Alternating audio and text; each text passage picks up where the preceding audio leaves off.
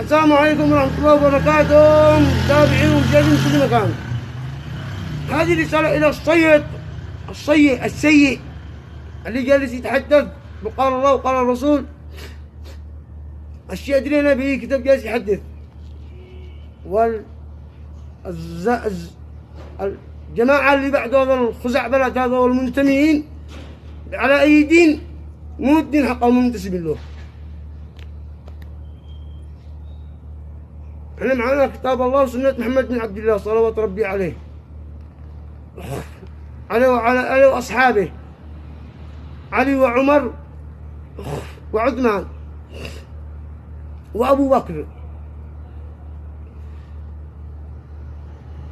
تحديث من المنبر قال الله تأويله.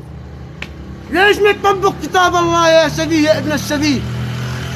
عبد الملك الحوثي يقصد، ومن إله وأخص بالذكر جهاز أمن المخابرات الجهاز المركزي بصنعاء لأمن المخابرات ووزارة العدل والنيابات والقضاء. قضية مدعي ومدعي عليه مواجهة، ما الخبر؟ ما حيث تشتغل من طرف واحد، اسمع لي الطرف واشتغل يا سفلة.